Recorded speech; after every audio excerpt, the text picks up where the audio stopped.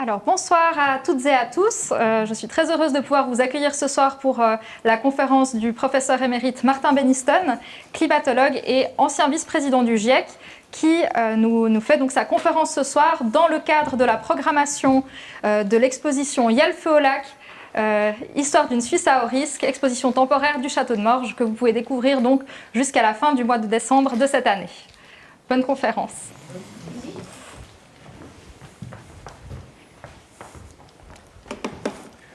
Merci beaucoup. Je ne sais pas si je devrais remercier Madame Davidac parce que j'étais tranquillement à la retraite il y a quelques années quand elle me contacte pour faire partie du comité scientifique de l'exposition. Et puis elle me rajoute la pression ce soir avec cette conférence. Alors, un petit clin d'œil à l'exposition. J'ai intitulé ma conférence de ce soir « Comment le dérèglement climatique peut mettre le feu au lac ». On va voir que c'est peut-être le dérèglement climatique, on en parle beaucoup. Je ne pense pas que le lac prendra feu un jour, en tout cas pas à cause du dérèglement climatique. Alors, je vais articuler ma conférence en deux parties principales. La première, juste un rappel de l'état actuel du climat et très rapidement comment on peut prédire l'avenir climatique et ce que cela donne comme éventualité en fonction de, disons, des gaz à effet de serre que l'on pourrait émettre ou pas dans les années et les décennies à venir. Alors, juste un graphique que vous avez certainement vu déjà plusieurs fois dans les médias. Changement de température à la fois planétaire et je vous montrerai dans un tout petit instant ce qu'on voit pour la Suisse. Donc, au niveau planétaire, depuis le milieu du 19e siècle, on assiste à un réchauffement qui est de l'ordre de 1,2 à 1,3 degrés. Alors, ceux qui ont suivi l'actualité ces dernières années, vous savez certainement que l'accord de Paris sur le climat stipule qu'on ne devrait pas dépasser plus de 1,5 degré d'ici la fin du XXIe siècle pour éviter justement des impacts extrêmement négatifs pour l'environnement et nos sociétés. Donc, on est déjà très proche de cette cible de 1,5 degré. Et si je vous montre un petit peu une station suisse, mais la plupart des stations de mesure suisses nous disent la même chose. Ici, Bâle, parce que c'est une des stations qui a les enregistrements climatiques les plus longs pour la Suisse. On voit que là où, au niveau planétaire, on a un réchauffement de l'ordre de 1,2 1,3 degrés, en Suisse, le réchauffement est de l'ordre de 2 à 3 degrés, donc beaucoup plus que la moyenne planétaire. Je n'ai pas le temps de rentrer dans le détail du pourquoi, mais il y a énormément de facteurs qui expliquent ces changements un peu disproportionnés qui se manifestent en Suisse par rapport à l'échelle planétaire. Alors ça, c'est typiquement un graphique d'un climatologue. On voit l'évolution d'un paramètre avec le temps chronologique, donc la température en l'occurrence. Mais finalement, 1 degré ou 2 degrés ou 3 degrés en l'espace d'un siècle ou plus, ça peut paraître relativement un peu trivial. Et finalement, quand on se lève le matin, par exemple ce matin, il faisait peut-être chez moi une dizaine de degrés. On est parti de chez nous pour venir ici, il faisait 22. Donc déjà, en une seule journée, vous avez 10 ou 15 degrés d'amplitude. Alors finalement, c'est quoi le problème avec un ou 2 degrés de réchauffement en l'espace d'un siècle ou un peu plus? Eh bien, ça témoigne d'un déséquilibre dans le système climatique. Je veux dire, on a des fluctuations, on a des fluctuations saisonnières, on a des fluctuations d'année en année, de saison en saison, etc. Mais en moyenne, s'il n'y avait pas quelque chose qui explique ce réchauffement, le climat devrait rester relativement stable, c'est-à-dire on ne devrait pas assister à un réchauffement de cette ampleur et à une vitesse aussi marquée. Alors peut-être une autre façon de voir ce réchauffement, c'est simplement de regarder au niveau de la planète le réchauffement depuis 1900. Vous voyez peut-être les dates qui défilent en haut de l'écran. Et vous voyez au milieu du XXe siècle, peu de choses qui se passent. Et puis c'est à partir des années 80-90 que tout d'un coup on voit une vraie accélération du réchauffement planétaire, avec les régions situées le plus au nord qui se réchauffent le plus. Et ce qui sera intéressant dans un tout petit moment, quand je vous montrerai l'avenir climatique, c'est finalement ce qu'on voit ici va être amplifié. On va voir le même type de comportement avec les régions polaires qui se réchauffent beaucoup plus rapidement que d'autres régions du globe. On va voir que ça va se poursuivre, voire même s'amplifier dans les décennies à venir. Une autre façon de voir, peut-être un peu plus proche de nous, sans aller voir ce qui se passe sur toute la planète, c'est de voir ce que ce degré de siècle, ou 1,2 degré de siècle de réchauffement représente sur le terrain. Alors vous avez l'axe horizontal qui représente les températures moyennes, j'ai pris la saison d'été juste pour cet exemple, et puis l'axe vertical, ce sont les précipitations moyennes. Alors j'ai pris la station de Genève, dans les années 50 à 60, donc il y a 70 ans maintenant, on voit que Genève avait une température moyenne de l'ordre de 23-24 degrés pendant l'été et un peu moins de 300 mm de pluie pendant la saison estivale. Si je prends une autre station, celle de Toulouse, toujours dans cette même décennie des années 50 à 60, donc on est 300 km plus au sud, en latitude, vous voyez comme on pourrait s'y attendre, on est plus au sud, il fait plus chaud, et comme on est un petit peu plus proche de la Méditerranée, eh bien, il fait aussi un peu plus sec. Maintenant, si on regarde les statistiques de Météo Suisse pour Genève, dans la dernière décennie, 2011 à 2020, vous voyez que Genève est plus chaud et presque aussi sec que Toulouse il y a 50 ou 60 ans. Donc, si vous voulez, ce degré de réchauffement au niveau planétaire se traduit par vraiment une remontée des zones climatiques qui stationnaient jusqu'ici pas mal au sud vers nos latitudes. Et on voit ceci au niveau de pratiquement toutes les stations, non seulement en Europe, mais aussi en Amérique du Nord, en Asie, etc.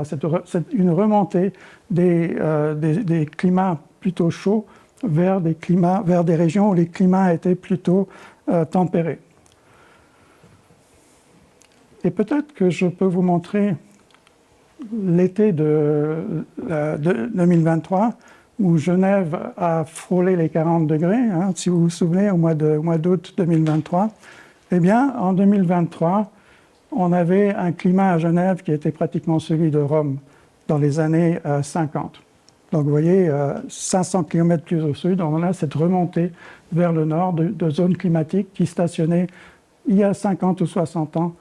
Donc, ça représente un rythme assez soutenu d'environ 1 degré une remontée de ces zones au rythme de 15 à 20 km par année. Donc, c'est assez considérable. Alors, pour essayer de comprendre déjà comment fonctionne le système climatique, on a évidemment des réseaux de mesures, des mesures au sol, des mesures par satellite, mais aussi on essaie de synthétiser le climat par ce qu'on appelle des modèles climatiques, c'est-à-dire c'est des modèles de simulation qui utilisent la physique du système tel qu'on le connaît, et on peut, avec des modèles, jouer un petit peu sur différents paramètres pour voir comment le système climatique peut réagir par rapport à telle ou telle modification de paramètres. Et évidemment, ce qui intéresse beaucoup la communauté des scientifiques aujourd'hui, c'est comment est-ce que le climat va réagir face à la hausse des gaz à effet de serre qui sont dans l'atmosphère, sachant que ces gaz ont effectivement un effet thermique sur le système, en tout cas atmosphérique. Alors,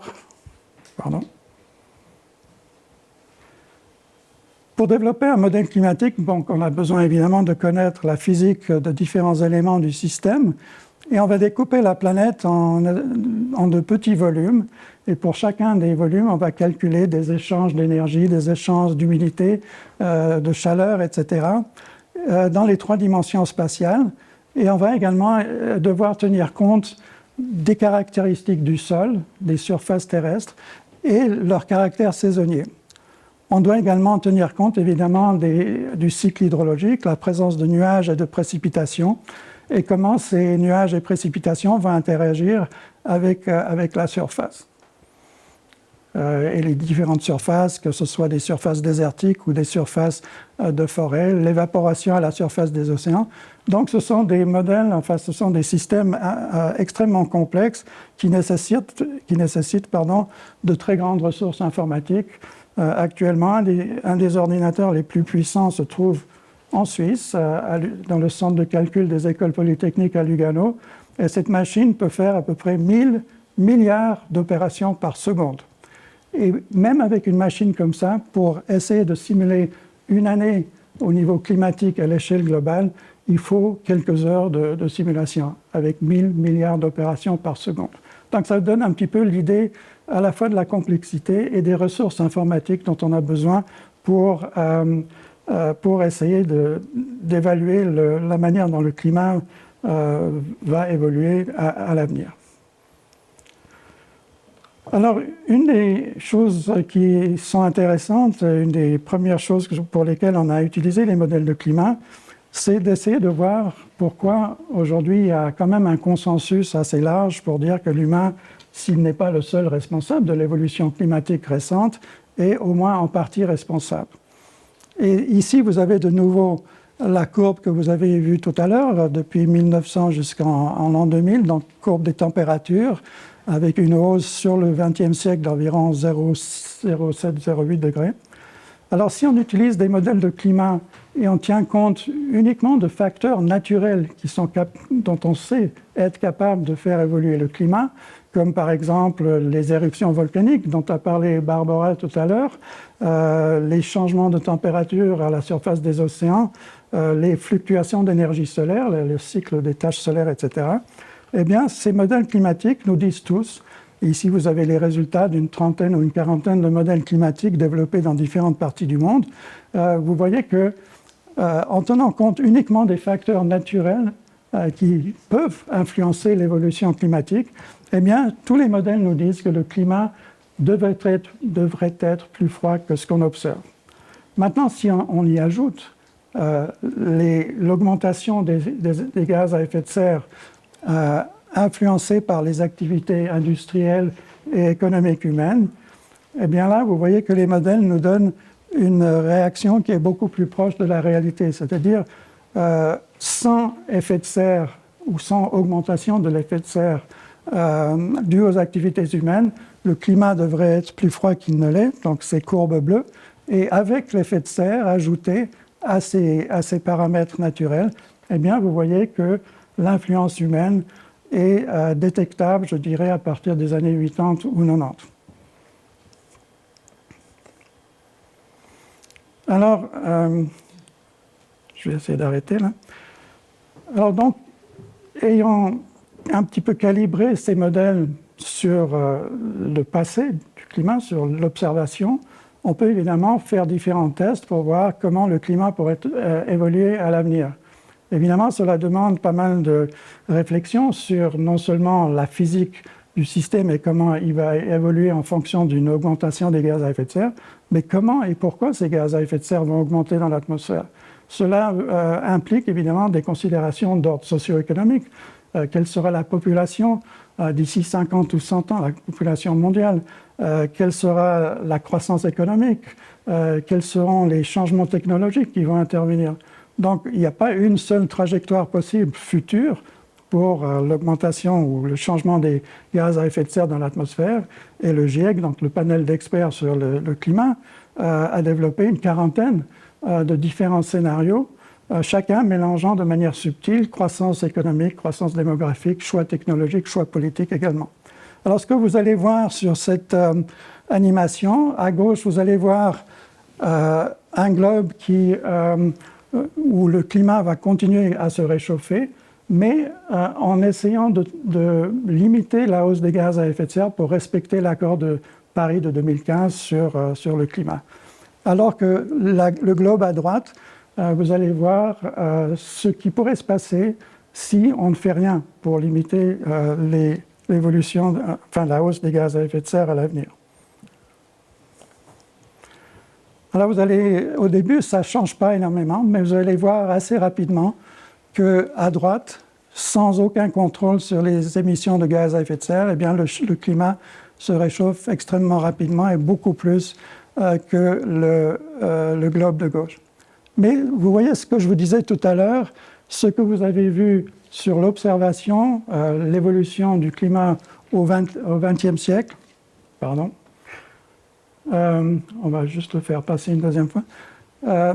on revoit la même chose avec un réchauffement qui est beaucoup plus accentué dans les régions polaires et dans certaines autres parties du monde, lié justement à la fonte de la banquise, la fonte des glaces polaires, qui remplace des surfaces blanches qui réfléchissent beaucoup d'énergie par rapport à des surfaces océaniques beaucoup plus sombres qui, au contraire, vont absorber de l'énergie solaire et restituer cette énergie sous forme de chaleur à l'atmosphère.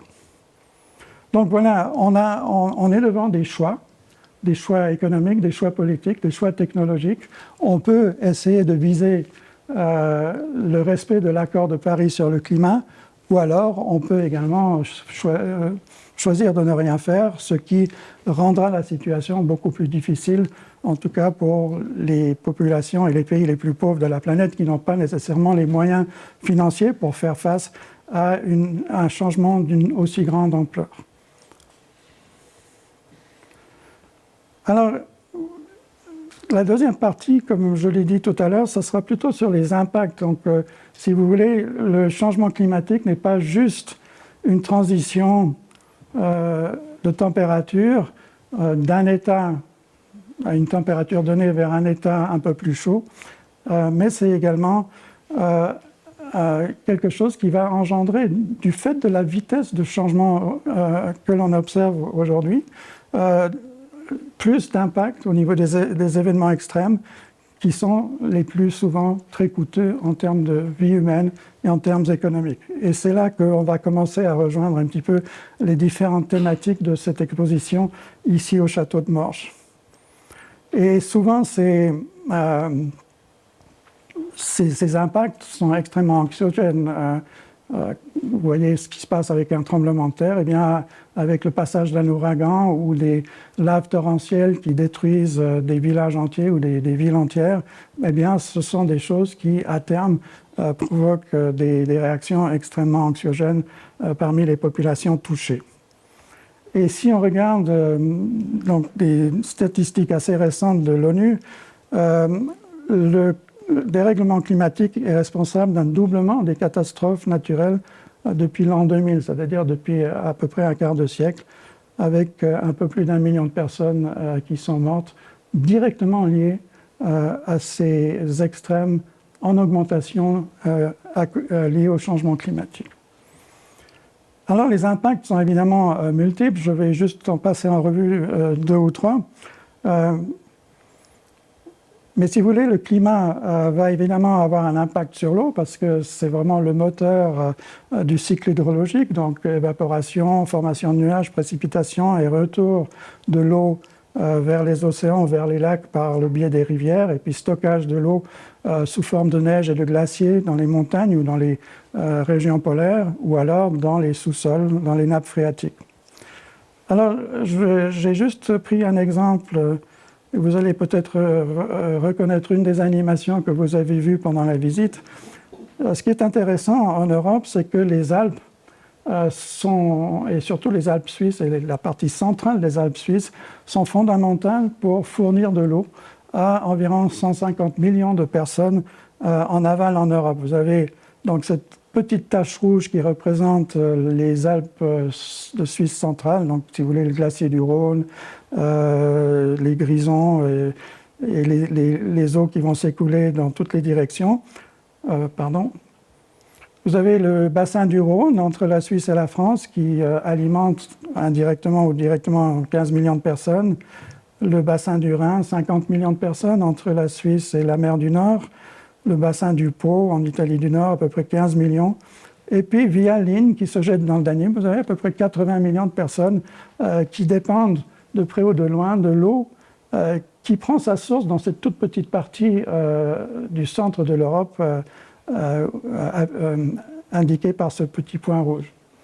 Alors, vous pouvez aisément imaginer que si on change radicalement les conditions climatiques qui alimentent en eau cette région, soit par le biais de précipitations, soit par le biais de la présence de glaciers, le manteau neigeux qui fond au printemps et en été, eh bien, les conditions en aval vont également changer de manière assez radicale. Alors, je vous montre ici les débits du Rhône au XXe siècle, à la porte du Sée, à l'entrée du du Léman. Voici pour la période de référence des années 60 à 90, qui est une des grandes périodes de référence climatologique du XXe siècle. Vous voyez les différents mois de l'année, janvier à gauche jusqu'à décembre à droite, et vous voyez qu'il se manifeste un pic vers la fin du printemps, début de l'été, qui est lié à la fonte du manteau neigeux dans les Alpes. Donc vous avez peu de débit pendant l'hiver, puisque l'eau qui tombe est essentiellement stockée sous forme de neige dans les montagnes. Et ensuite, vous avez la fonte du manteau neigeux qui va augmenter la lame d'eau qui se jette dans des rivières comme le Rhône ou comme le Rhin. Et puis, même à la fin de l'été, là où les précipitations sont peut-être un peu moins abondantes, eh bien, vous continuez à avoir de l'eau dans des rivières comme le Rhône ou comme le Rhin à cause de la fusion estivale des glaciers. Maintenant, les choses sont déjà en train de changer de manière assez rapide et vont continuer à changer en fonction de ces scénarios de réchauffement que vous avez vus dans les animations des deux globes qui tournaient. Alors, le premier, puisqu'on parle du Rhône, c'est de voir l'évolution l'évolution du glacier du Rhône d'ici la fin de notre siècle. Et c'est une animation que vous avez peut-être vue en passant sur un des écrans. Et vous voyez que d'ici la fin du XXIe siècle, eh bien, il reste pratiquement qu'un tout petit névé tout au sommet du Gallenstock, qui est la montagne qui domine cette partie des Alpes de Suisse centrale. Alors déjà là, vous voyez que vous perdez un potentiel immense au niveau de la quantité d'eau qui peut s'écouler dans une rivière comme le Rhône. Mais il y a également le problème du manteau neigeux. Et ici, une carte développée par des collègues au Poly de Zurich qui montre les changements du nombre de jours d'enneigement par année dans différentes parties de la Suisse. Par exemple, d'ici le milieu du siècle, par exemple, vous passez d'une quarantaine de jours à Montana à une vingtaine de jours, grosso modo. Donc, on diminue de moitié le nombre de jours d'enneigement ici en vallée. Vous avez le Napf également, à peu près la moitié du nombre de jours de neige. Pareil, Davos, vous passez d'une cinquantaine de jours à une 25-26 jours, quelque chose comme ça, une trentaine de jours peut-être. Donc, dans tous les cas, vous avez une diminution à la fois du nombre de jours d'enneigement et également du volume de neige qui stationne pendant l'hiver sur les Alpes. Et donc, ça veut dire beaucoup moins d'eau qui va s'écouler à la fonte du manteau neigeux au printemps et pendant l'été. Donc vous avez deux combinaisons qui vont réduire les quantités d'eau qui peuvent s'écouler dans des rivières comme le Rhône, c'est-à-dire la diminution de l'enneigement, la quasi-disparition des glaciers, et puis des changements évidemment au niveau des précipitations sous forme de pluie et une augmentation de l'évaporation qui, dans un climat plus chaud, est une conséquence logique de ce réchauffement. Donc vous avez vraiment 4 facteurs qui se conjuguent pour réduire la quantité d'eau qui peut s'écouler dans le Rhône. Ce qui fait que certaines prévisions nous donnent quelque chose comme ceci. Un peu plus d'eau en hiver jusqu'au début du printemps, parce qu'une partie des précipitations futures vont tomber sous forme liquide, sous forme de pluie, plutôt que sous forme de neige. Mais à partir du mois de mars-avril, vous voyez une diminution très nette des quantités d'eau dans le Rhône, simplement parce que le manteau neigeux ne sera plus suffisant pour alimenter comme aujourd'hui le Rhône. Et puis vous avez la quasi-disparition des glaciers qui fait que le Rhône ne sera plus alimenté comme aujourd'hui en eau, puisque les glaciers ne seront pratiquement plus là pour fournir de l'eau pendant la deuxième partie de l'été. Et puis bon, l'épaisseur de cette zone rouge dépend des différents scénarios d'émission. Finalement, vous avez plusieurs hypothèses qui rentrent en ligne de compte, qui donnent cette marge d'incertitude, si vous voulez. Mais toujours est-il qu'on peut effectivement s'attendre à beaucoup moins d'eau à des périodes critiques de l'année. Donc ça, c'est pour l'eau. Dans l'exposition « Il y a le feu au lac », on a parlé également des problèmes de sécurité alimentaire. On a vu ce qu'un événement qui a duré quelques années pouvait faire au niveau de la sécurité alimentaire. On a vu ça particulièrement pour le canton de Vaud. Si on regarde au niveau planétaire, vous voyez toute une série de zones ici, plutôt en rouge malheureusement. Donc les rendements céréaliers avec l'hypothèse d'un réchauffement de l'ordre de 3 degrés d'ici la fin du siècle actuel. Et ce que vous voyez, c'est qu'à part quelques régions qui sont, disons, situées dans des zones se rapprochant un petit peu du haut des zones, enfin du nord des zones tempérées, vous voyez que la plupart des régions vont connaître des déficits parfois importants de rendement céréalier. Et malheureusement, pour beaucoup de ces pays, ce sont des pays qui sont déjà relativement marginaux au niveau économique, qui devront faire face à ces changements dans le contexte de populations encore grandissantes dans beaucoup de ces pays du Sud. Et donc vous avez une équation qui est difficile à résoudre entre le climat qui va réduire les rendements céréaliers, les populations qui seront de plus en plus demanderesses, puisque c'est des populations qui grandissent, en tout cas dans différentes parties des pays du Sud. Et donc, ça implique que finalement, beaucoup de ces pays vont être obligés d'importer, souvent à coût important, des céréales pour faire face au manque à gagner dans ces différentes zones rouges que vous voyez sur cet écran. Les extrêmes climatiques, évidemment, un climat plus chaud est un climat qui contient beaucoup plus d'énergie, capable d'engendrer des extrêmes, que ce soit des orages, que ce soit des tempêtes de vent, des sécheresses, évidemment, et des canicules. Et chacun de ces types d'extrêmes a ou peut avoir des impacts au niveau de la santé humaine, au niveau économique, évidemment. Alors, sans rentrer trop dans le détail, j'ai juste mis de manière très schématique l'évolution probable des extrêmes climatiques dans un climat plus chaud qu'aujourd'hui. Donc, les canicules, évidemment, ça paraît très logique. Vous réchauffez en moyenne le climat, les risques d'engendrer des canicules augmentent extrêmement rapidement. Les inondations et à la limite les deux extrêmes de précipitation, c'est-à-dire sécheresse d'un côté et inondation de l'autre, vont aussi augmenter.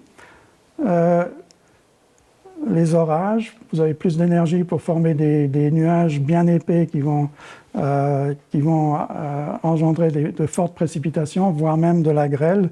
Et on sait que la grêle est un facteur qui donne des cheveux gris aux assureurs, parce qu'un orage de grêle qui tombe sur une grande ville, c'est vraiment des milliards de francs ou d'euros de dégâts. Les tempêtes, on n'est pas trop sûr. Un climat plus chaud est certes une condition nécessaire pour engendrer des tempêtes, mais pas nécessairement une condition suffisante. Et il y a beaucoup d'études qui essayent de voir finalement est-ce qu'un climat plus chaud va nécessairement augmenter le nombre de tempêtes. Si on regarde un petit peu les ouragans dans les Caraïbes, par exemple, qui ne nous touchent pas directement, fort heureusement, on pense, d'après les dernières études, qu'il y aura certainement moins d'ouragans, mais lorsqu'un ouragan sera présent, il sera beaucoup plus violent. Ce sera des ouragans de type celui qui a touché la Nouvelle-Orléans en 2005, par exemple, avec 170 milliards de dollars de dégâts en l'espace d'une douzaine d'heures de passage de cet ouragan. Et puis évidemment, si on est dans un contexte plus chaud, le nombre de jours de gel, logiquement, devrait également diminuer. Alors si on regarde déjà les statistiques aujourd'hui de ces extrêmes, ce qui est inquiétant, c'est que ce que le panel d'experts, le GIEC avait prévu il y a quelques années pour le milieu de notre siècle actuel, est déjà en train de se produire aujourd'hui. Donc c'est comme si le changement climatique avait une vingtaine ou une trentaine d'années d'avance sur ce que les experts prédisaient il y a peut-être une dizaine d'années en arrière. Et juste pour vous donner un petit exemple, ici le nombre de jours plus de 35 degrés à Genève. Dans les années 60, c'était peut-être 1 ou 2 jours par année dans cette période de 30 ans, période climatologique de référence du XXe siècle. Dans les années 40 à 70, c'est-à-dire le milieu de notre siècle actuel, vous voyez que ça risque d'augmenter à 20 jours par année. Et vers la fin du siècle, quelque chose comme 40 jours de hyper-canicules par année à Genève ou non bassin lémanique, parce que ça va être un peu la même chose ici également. Et on peut s'attendre à des maxima de plus de 45 degrés ces prochaines décennies. Ici, ça paraît un petit peu exagéré. Souvenez-vous qu'à Genève, on a frôlé les 40 degrés l'année dernière, et en 2015 également. Donc 40 degrés, il ne faut pas beaucoup pour qu'on passe allègrement ces prochaines années les 40 degrés, voire même atteindre, ou voire même dépasser les 45 degrés d'ici 2040-2050 par exemple. Et puis au niveau des précipitations, ici une carte de l'Europe pour les précipitations estivales. Vous voyez cette zone rouge qui s'étend depuis le proche Atlantique jusqu'à la mer Noire. Donc des changements, des diminutions assez conséquentes de précipitations sur toute cette bande rouge de l'ordre de 30 à 40%, ce qui est considérable. On voit la France qui est très préoccupée depuis quelques années avec des sécheresses à répétition, les nappes phréatiques qui ne se rechargent plus comme avant. Et puis vous voyez dans le nord de l'Europe ces zones vertes qui indiquent au contraire une augmentation possible des précipitations liées à finalement des changements de régime de vent qui vont plutôt balayer la Scandinavie en apportant l'humidité de l'Atlantique vers la Norvège et la Suède.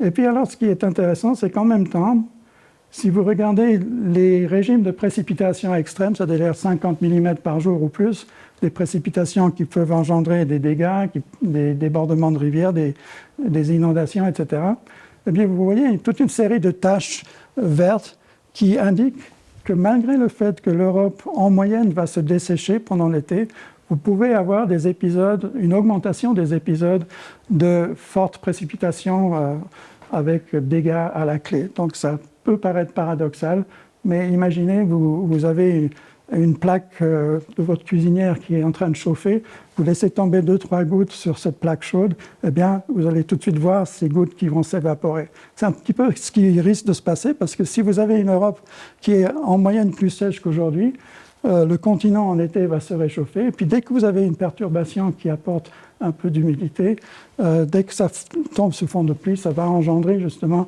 la formation de plus gros nuages, de précipitations plus intenses, et donc ces risques d'inondation qui peuvent se manifester de plus en plus fréquemment. Alors, on a assisté ces dernières années, j'allais même pas dire ces 10 dernières années, à toute une série de catastrophes naturelles. Souvenez-vous des feux en Haut-Valais, là, du côté de Riederalp. Donc ça, c'est le château de Brigue. Et ces feux de forêt qu'on a vus, je crois que c'était au mois d'août l'année dernière. Je ne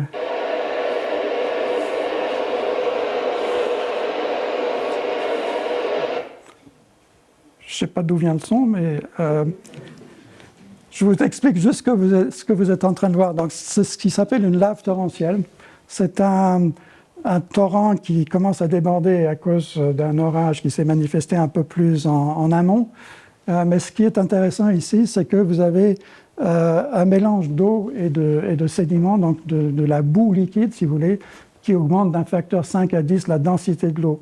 Et cette densité et la force de gravité, la force d'attraction qui tire cette boue vers le bas, est capable de transporter d'immenses blocs, chacun pouvant peser 20, 30, 40 tonnes, sans aucun problème, vers l'aval. C'est un petit peu ce qui s'est passé à Brigue, c'était en 93, si je me souviens.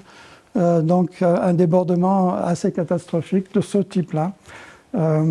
Donc je vais essayer de continuer, mais désolé pour le son. Donc oui.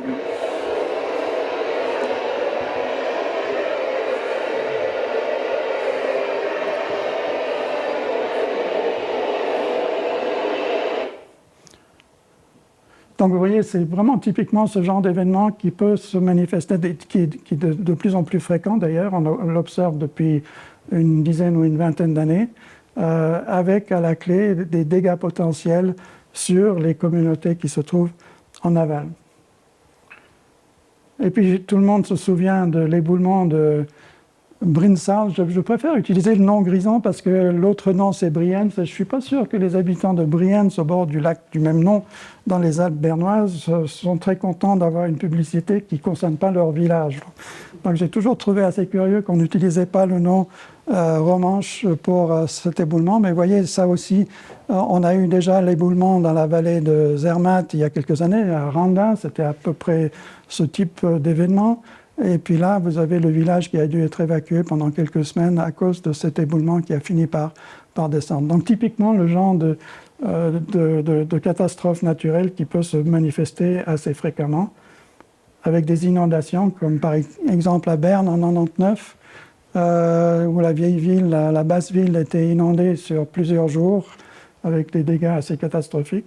Et comme je disais, le climat, ou le changement climatique peut engendrer une augmentation des deux extrêmes de précipitations, à la fois des pluies abondantes menant à ce type de situation, ou alors des sécheresses menant à ce type de situation avec des problèmes pour l'agriculture. Souvenez-vous, en 2003, par exemple, on a estimé à environ 500 millions de francs les pertes pour l'agriculture en Suisse uniquement, et plusieurs dizaines de milliards d'euros sur toute l'Europe, à cause de la sécheresse liée à la canicule, la grande canicule de 2003.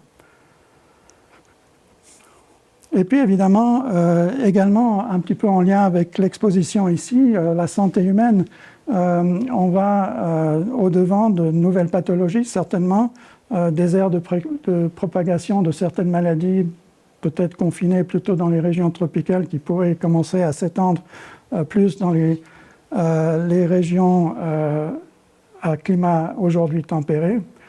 Et si on regarde un petit peu les impacts sur la santé, mais il y a deux types d'impacts. Des impacts directs liés aux conditions de température, voire de précipitation, donc canicule, grand froid, même si cela risque d'être en diminution, et puis des catastrophes naturelles liées par exemple à ces laves torrentielles ou à ces inondations que je vous ai montrées.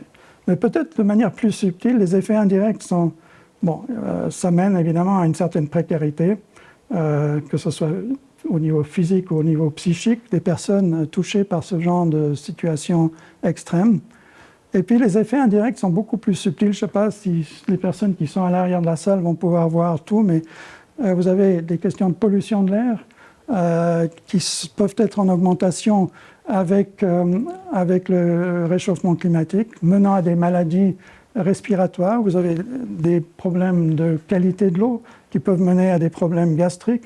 Les espèces invasives, on voit des espèces comme l'ambroisie qui commencent à coloniser certaines parties, notamment ici en Suisse romande. Vous avez le moustique tigre qui est en train de nous envahir depuis le sud, avec des maladies potentiellement importantes, différents vecteurs, et puis des changements dans les voies de contamination. Et tout ceci peut mener également à une certaine précarité à la fois physique et psychique. Alors bon, je vous ai dressé un portrait peut-être pas très réjouissant, mais si vous voulez, c'est un petit peu l'état des connaissances scientifiques actuelles. L'idée étant de dresser un portrait de ce qu'on sait sur le climat, son fonctionnement et son évolution possible en fonction de différents scénarios d'émissions de gaz à effet de serre. Et on voit que dans pratiquement tous les cas, même si on respecte par exemple l'accord de Paris sur le climat, eh bien, ça ne veut pas dire que les impacts seront négligeables. Il y aura des impacts, mais c'est clair que les impacts seront moins importants qu'ici on laisse le climat filer à plus 3, plus 4, plus 5 degrés par exemple. Alors, quelle solution ? Alors, je mets ici aucune naissante parce que c'est effectivement un mélange entre des choix politiques, je dirais presque d'abord, des choix technologiques, des choix de société finalement. Alors, ce que je vais vous montrer ici, c'est peut-être assez évident, mais sur le long terme, on doit évidemment diminuer ou tenter de diminuer les émissions de carbone, et notamment le secteur des carburants fossiles, puisque on sait que 75 à 80% des émissions mondiales de dioxyde de carbone, de CO2, sont liées à la combustion des carburants fossiles, pétrole, gaz, charbon, etc. Donc, si on commence à diminuer de manière sensible les émissions de ce secteur-là, on va pouvoir commencer à infléchir la hausse des températures. Mais le problème, c'est que le système climatique a une très longue inertie dans le système. Ce qui fait que même si l'on agit aujourd'hui, il va falloir plusieurs décennies pour qu'on commence à voir le réchauffement climatique se ralentir. Et c'est pour ça que dans beaucoup de nos démocraties, il est très difficile de faire ce genre de choix. Le politicien qui commence à faire des choix très pro-climat risque de perdre la prochaine élection parce qu'il y aura des mesures relativement impopulaires à la clé. Et à la limite, le politicien qui prend des décisions aujourd'hui ne verra peut-être même pas le fruit de sa politique, puisqu'il va falloir 50, 60, 70 ans pour voir la courbe de hausse des températures s'infléchir. Donc, c'est clair que c'est quelque chose qui doit se faire maintenant, et c'est ce message-là que les scientifiques ont beaucoup de peine à faire passer, parce que notre monde politique est fait pour réfléchir sur le court terme. À l'échéance d'une législature, par exemple. C'est très difficile de réfléchir sur un avenir dans 50 ou dans 70 ans, même si on sait quelque part qu'il faut faire quelque chose. Et puis en même temps, sur le moyen terme, donc ça c'est les mesures à prendre sur le long terme, même s'il faut commencer maintenant et assez rapidement, mais sur le moyen terme, sachant que le climat, quoi qu'on fasse aujourd'hui, va continuer à se réchauffer avec différents impacts à la clé, certains que je vous ai esquissés un petit peu en lien avec l'exposition du musée ici à Morges, eh bien, il va falloir aussi réfléchir à comment s'adapter à ces changements à venir pour tenter de réduire les impacts les plus négatifs du changement climatique sur nos sociétés et sur notre économie, nos économies. Que ce soit dans le domaine de l'eau, la qualité de l'eau, la quantité d'eau, la sécurité alimentaire, la biodiversité, qui est très fortement liée au comportement du climat, réduire les risques naturels ou se prémunir contre les risques naturels, et toutes les activités économiques qui en découlent.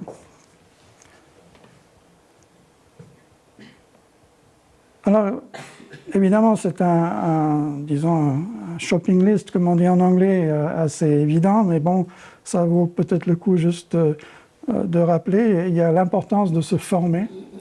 Je